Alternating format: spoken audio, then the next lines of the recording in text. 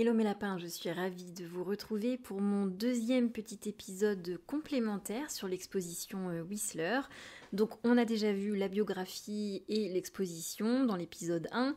On a fait ensuite un épisode sur sa symphonie en blanc et aujourd'hui je vous propose un deuxième épisode pour clôturer ce mini-cycle sur Whistler et le whistlerisme avec son arrangement en gris et noir, Portrait de la mère de l'artiste, qui est une œuvre très très importante. Et on la découvre ensemble dans cet épisode.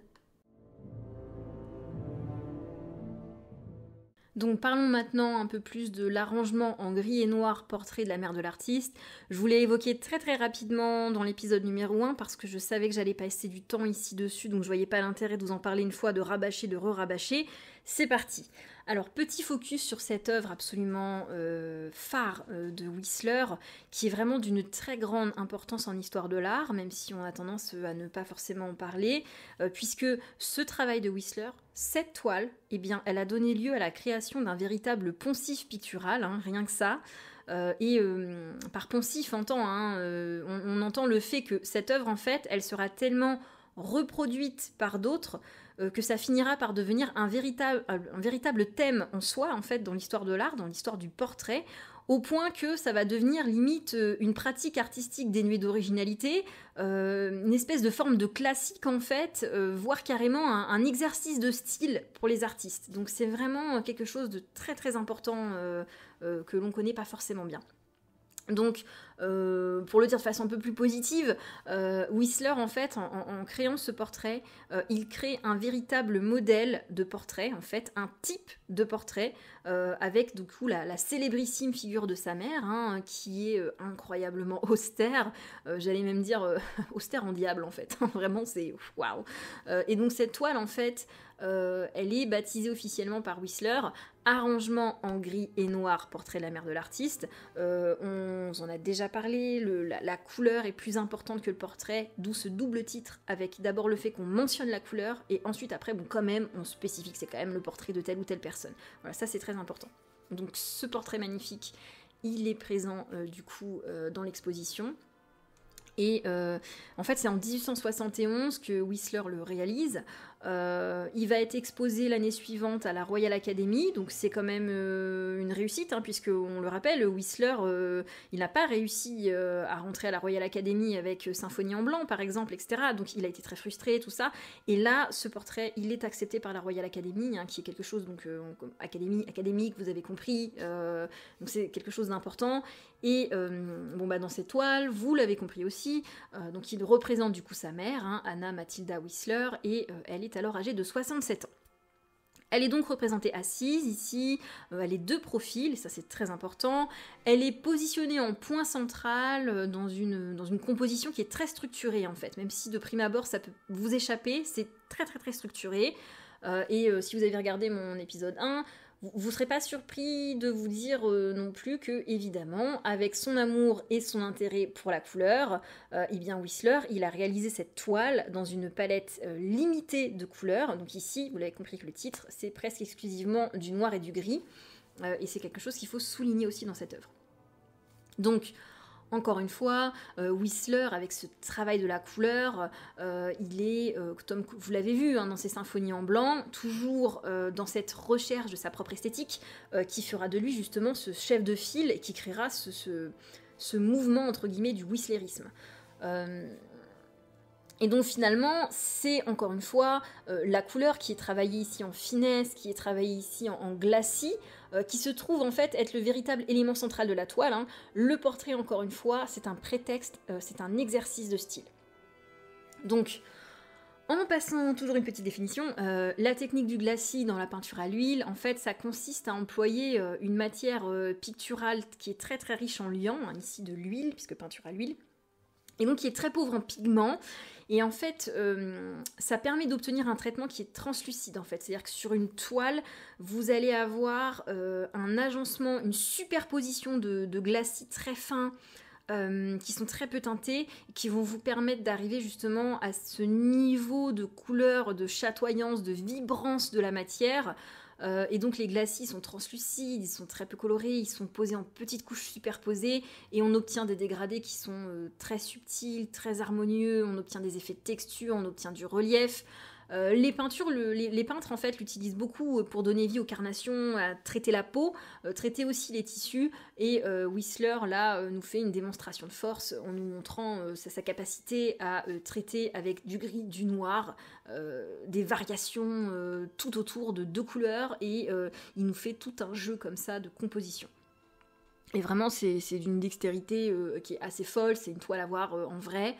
On est dans quelque chose de très limité, c'est à peine réchauffé par petites touches avec des petites nuances de beige, et finalement en fait c'est seulement la carnation du visage de Madame Whistler en fait qui va constituer une note de rose, une note de chair, et le tout est éclairé par le blanc de la coiffe qu'elle porte en fait, et ça s'arrête là en termes de gamme chromatique, c'est très très épuré, et pourtant et c'est le fait que ça soit très épuré en fait qui crée la puissance de l'œuvre et la puissance de sa composition.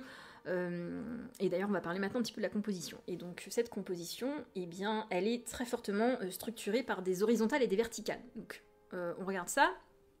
Alors pour les horizontales, vous avez évidemment la ligne du sol, vous avez la ligne de la plinthe sur le mur, vous avez la ligne du repose-pied, et toutes ces lignes, en fait, elles répondent aussi aux lignes horizontales des tableaux accrochés au mur. Donc voilà, vous avez ça. Pour les lignes verticales, eh bien, vous avez évidemment toujours les bordures des tableaux, mais ce coup-ci les bordures verticales du tableau. Et puis vous avez la verticale qui est créée par le rideau, qui bon est quand même, le rideau il est quand même un petit peu adouci par des motifs, mais vous avez quand même cette verticale qui est présente. Et il faut noter toujours dans cette composition structurée que la posture même du modèle, c'est un choix très judicieux pour souligner une composition aux lignes très fortes en fait, hein, parce que finalement le choix de la posture, il joue un rôle, ça crée vraiment un angle droit, cet angle droit qui est formé par le modèle, qui est assis de profil, et ça accentue ainsi une structuration prononcée qui produit finalement une sensation d'espace sobre, presque sans profondeur, et qui souligne vraiment l'importance de la couleur en fait. Il y a un autre aspect intéressant dans le portrait, c'est celui, alors on l'a dit, le portrait pour Whistler est plus un prétexte qu'un sujet, mais ici on a vraiment un aspect très psychologique de la personne représentée qui est présent. Donc est-ce que cette recherche psychologique, c'est parce que c'était sa mère, il a eu envie de faire ressortir ça plus que dans d'autres expressions plastiques? Est-ce que c'est parce qu'il était arrivé à un niveau d'expression plastique tellement satisfaisant qu'il s'est permis ce nouvel exercice de style d'apporter une touche psychologique? Je ne sais pas, mais c'est à souligner qu'ici il y a vraiment quelque chose de très important. On est en présence d'une volonté de faire apparaître une singularité psychologique de la personne portraiturée. Et je trouve que c'est quelque chose qu'on ne perçoit pas dans ses symphonies en blanc, par exemple, ou dans sa symphonie en blanc et bleu. On est face à un très beau portrait, mais qui ne nous dit rien finalement de la personne portraiturée. Alors que ici, on souligne vraiment des traits de la personne. Et ce qui est souligné du coup, c'est que vraiment, grâce au dépouillement formel de la composition, c'est l'acuité psychologique du portrait qui s'impose avec force. Et on va reparler de la position du modèle, hein, parce qu'elle n'est pas du tout classique et qu'elle fait partie de ce renforcement de la personnalité.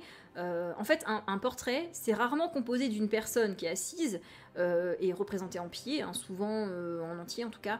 Souvent, ce sont des personnes qu'on va voir de 3/4, qu'on va voir de face, qu'on va quasiment jamais voir de profil, et qui en plus souvent sont cadrées, ne sont pas cadrées, qu'on ne voit pas en leur entier. Et souvent les personnes, on voit le visage, on voit, admettons, le visage et un peu le buste, mais le sujet c'est vraiment le visage. Or là, on est sur un portrait très très grand, qui nous montre la totalité de la personne, et ça c'est quelque chose qui est intéressant.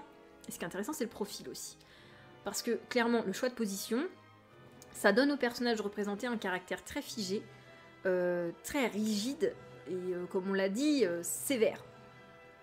Et autre point qui renforce cet aspect, c'est le fait qu'elle est de profil. Donc ce portrait, cette personne qui se fait portraiturer, elle ne se tourne pas vers le spectateur. Elle n'est pas en recherche du regard du spectateur. Elle ne se dévoile pas au spectateur. Elle n'est pas dans une recherche de se montrer. Et d'ailleurs, le regard du modèle, il ne noue pas de lien avec le spectateur. Hein. Le regard du modèle, il n'est pas tourné vers nous. Il n'est pas tourné vers l'extérieur du spectateur. Donc ça, c'est vraiment un jeu de composition avec le regard qui crée un sentiment d'enfermement, mais aussi très étrangement et très paradoxalement à ce sentiment d'enfermement, ça crée aussi une sensation de force et de liberté intérieure de la personne portraiturée. C'est-à-dire qu'il en ressort quelque chose en termes de caractère, vraiment d'une force, une force intérieure très forte. Et donc ainsi positionnée, eh bien, la mère de Whistler, elle semble garder ses idées pour elle, hein. Elle est dans une volonté de distance avec le spectateur. Et en choisissant et en refusant de nous dévoiler la totalité du visage de sa mère, en fait, l'artiste, il choisit aussi d'exprimer le caractère déterminé de sa mère. C'est-à-dire, sa mère, elle est déterminée à ne pas partager son intimité avec nous, et donc l'intériorité de sa mère, l'intériorité mentale de sa mère, eh bien, restera pour toujours un mystère au spectateur. Voilà, vous n'avez pas le droit d'entrer dans son monde mental. Et c'est quelque chose de vraiment de très fort, de très spécifique dans cette œuvre. Et puis on va noter aussi que le choix de représentation il est particulier. Je veux dire, c'est spécial hein, de la part de l'artiste de vouloir représenter sa mère comme possédant une profondeur d'âme et un mystère, parce que très clairement, je sais pas si vous le savez, mais bon, l'époque de Whistler goûtait très peu au fait d'attribuer aux personnes des caractéristiques de ce type. Hein. Vraiment, on n'est pas dans une célébration de la femme de ce point de vue-là à l'époque, hein, pas du tout. Donc c'est quelque chose de fort particulier. Et puis toujours dans l'aspect psychologique du portrait, vous avez un critique londonien qui a émis une hypothèse que cette toile, en fait, elle portait la marque du puritanisme américain, dans ce choix de représentation, il n'y a pas d'ornement, c'est totalement dépouillé, c'est une composition fermée, tant du point de vue décor que de l'aspect fuyant mais déterminé du personnage principal. Alors, sans aller forcément nécessairement jusqu'à cette affirmation, puisque moi je ne sais pas, je n'étais pas dans la tête de l'artiste, voilà, mais on sait qu'effectivement la mère de Whistler, elle était réputée comme étant très pieuse, comme menant une vie très austère, et que donc de ce fait le tableau nous l'illustre parfaitement. Après de là parler de puritanisme, etc., je ne sais pas, je ne me prononce pas, je ne sais pas si je dois adhérer ou non à ce qu'a dit ce critique à l'époque. Et d'ailleurs, on sait que la mère de Whistler était quelqu'un de pieux, etc. Vraiment de très, très austère, puisque en fait, elle n'était pas du tout charmée par le choix de carrière et le style de vie de son fils, et qu'elle jugeait avec une très très très forte réprobation le mode de vie bohème qu'il avait choisi, en fait. Hein. C'était pas quelque chose auquel elle adhérait. Et puis, on va continuer avec une nouvelle petite minute cancan ragot du 19e. Il faut savoir que la mère de l'artiste, en fait, elle aurait d'ailleurs contribué à la séparation de Whistler d'avec sa modèle Johanna Heffernan. Vous savez, cette magnifique rousse, là, dans Symphonie en blanc, qui s'est barrée avec Courbet. Eh bien... Voilà, elle n'était pas du tout fan de ce genre de choses, on n'est pas surpris, hein, on va dire que globalement les modèles des peintres au 19e siècle, elles avaient très très mauvaise réputation, hein, que ça soit juste ou injuste, et je pense qu'elles avaient fait effectivement très très peu de chance de plaire à une belle-mère très austère et très pieuse, hein, voilà. C'est un vrai sujet, les modèles féminins du 19e, les muses, etc., enfin voilà. Et bon, manifestement, dans la tête d'un certain nombre de personnes, c'était vraiment des gourgandines, des filles de petite vertu. Néanmoins, on le rappelle, hein, ce sont donc entre guillemets des gourgandines et des filles de petite vertu, mais sans qui, en fait, nombre d'œuvres n'auraient pas vu le jour, n'auraient pas eu la même saveur. Donc, c'est un sujet intéressant. On y viendra peut-être un jour, je sais pas. J'ai tellement de choses dont j'ai envie de vous parler, c'est compliqué. Alors, dernier aspect à voir avant qu'on passe aux diverses réinterprétations présentées dans l'exposition, eh bien, sachez que cette peinture, en fait, elle fut à son époque au centre d'une incroyable mobilisation d'artistes, de poètes, de critiques d'art, pour justement être achetée par l'État français, ce qui fut fait en 1891, soit quand même 20 ans après sa création. Cependant, cette toile, elle est quand même achetée par un musée, par l'État, du vivant de l'artiste. Donc c'est quand même quelque chose, on l'a dit, qu'il faut souligner en termes de reconnaissance. Et c'est aussi la raison pour laquelle, eh bien, c'est ce très beau et très grand portrait, il figure aujourd'hui parmi les collections du musée d'Orsay, hein, et ça, très clairement, c'est au grand désespoir du public américain, qui rêverait de voir cette toile accrochée chez eux, puisque pour eux, c'est une icône patrimoniale américaine, et que du coup, ils aimeraient bien que ça ne soit pas en France. Mais voilà, cocorico, c'est chez nous, c'est à Orsay, et on est ravis. Donc encore une fois, c'est pour souligner le fait que Whistler chez nous n'est pas très bien connu et qu'il est vraiment extrêmement célébré aux États-Unis où d'ailleurs la majeure partie de son œuvre est conservée. On a très peu d'œuvres de Whistler en Europe et c'est assez drôle parce que finalement c'est un Américain, il est venu en Europe, il fait toute sa carrière en Europe et finalement ses œuvres sont parties aux États-Unis, sauf notamment cette œuvre extrêmement importante de l'histoire de l'art. Alors, je vous propose maintenant, c'est qu'on passe aux réinterprétations et aux hommages présents dans l'exposition.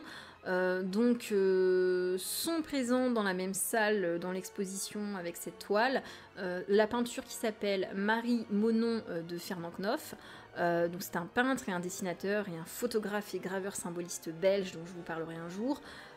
J'ai lu d'ailleurs à ce propos que certaines personnes classaient Whistler parmi les symbolistes en justifiant simplement que par rapport à ses collègues symbolistes, il était juste moins préoccupé par la dimension métaphysique que par la dimension esthétique de ses œuvres. Alors moi je vous avoue que je ne suis pas du tout de ce point de vue-là, mais l'histoire de l'art étant une chose qui parfois est plus de l'ordre du point de vue que de l'ordre du concret.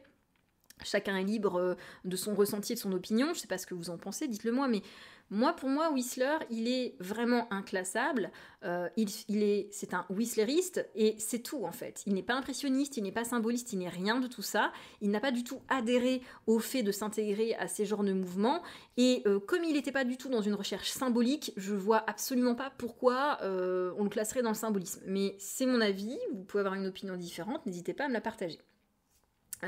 En tout cas ici on voit dans cette toile qu'il y a vraiment une composition similaire, qu'il y a un accord de la couleur et que tout ça fait effectivement référence à la toile de Whistler.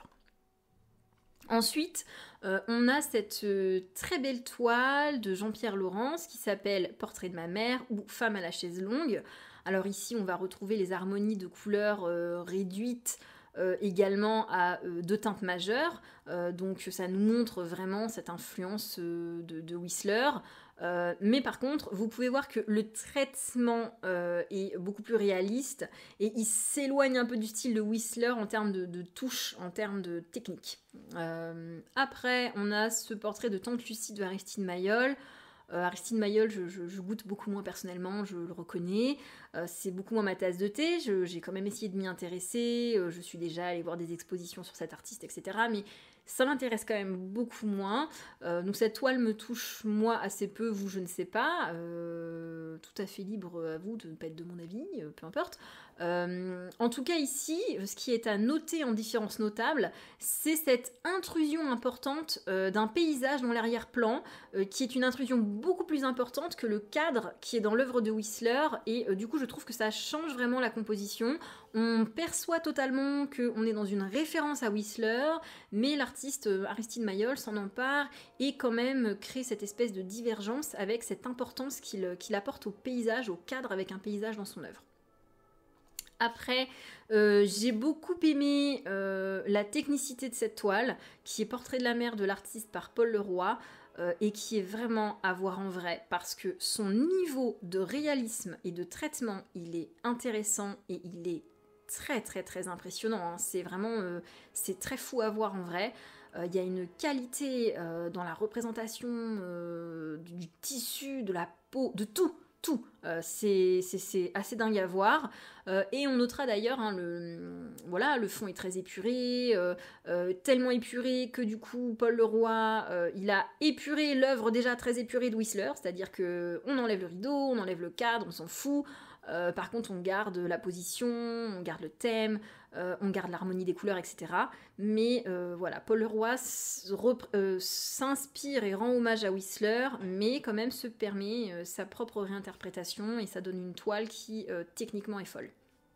Ensuite, on passe à cette toile qui s'appelle Portrait de femme de Edmond Amand Jean, dont la gamme de couleurs est beaucoup moins whistlerienne parce qu'on est beaucoup moins dans une recherche de camailleux, c'est assez différent. J'ai un petit peu moins apprécié cette toile, elle a des qualités plastiques, tout ça, mais c'est pas celle qui m'a retenu plus mon attention dans cette salle-là. Et on va finir aussi avec la toile de Henri Leroll, qui est aussi un portrait de la mère de l'artiste, hein, et qui s'inscrit toujours dans cet exercice de style qui a participé à créer un véritable poncif autour de la toile de Whistler. Voilà, je vais m'arrêter là sur cette œuvre. Et puis en conclusion, je vous dirais, comme disait Baudelaire, et c'est vraiment ce qui est à voir ici dans cette salle, donc on cite Baudelaire, créer un poncif, c'est le génie. Voilà, et c'est exactement ça, c'est-à-dire que si vous arrivez à un stade où vous créez un poncif, il y a une forme de génie derrière, ça c'est très très clair. C'est ce que nous montre justement, c'est ce qui nous montre justement ce génie de Whistler. Vraiment, il a un aspect comme ça dans son travail qui est assez dingue, qui est suffisamment dingue en termes de composition, en termes de recherche esthétique, en termes de qualité plastique, pour justement donner envie à d'autres artistes de s'inspirer, de suivre sa voie, de réinterpréter, de détourner. Et on retrouve dans cet arrangement qu'on vient de voir, c'est absolument toute la technicité de l'artiste et tout ce qu'on a dit sur lui précédemment dans les précédentes vidéos. En tout cas, j'espère que cette exploration complémentaire vous aura plu. Au départ, j'avais prévu de faire un seul épisode de complément, mais comme finalement j'avais plus de choses à dire que ce que je pensais sur les œuvres, je vous ai fait 2 petits épisodes compléments. Je vous dis à très très vite en septembre parce qu'on attaque Musha, donc abonnez-vous. N'hésitez pas à venir papoter avec moi, à aller voir mon travail sur le reste de mes réseaux sociaux et surtout un très très grand merci à tous ceux qui partagent mon travail parce que j'ai très très peu de visibilité sur YouTube, c'est normal, je suis une toute petite chaîne, mais du coup je suis très très contente quand vous prenez le temps de partager parce que vous avez aimé et que vous avez envie de le montrer à d'autres personnes et que ensuite j'ai des nouvelles personnes avec qui je peux discuter de sujets qui me passionnent. Donc merci à vous mes lapins et à très vite pour Musha.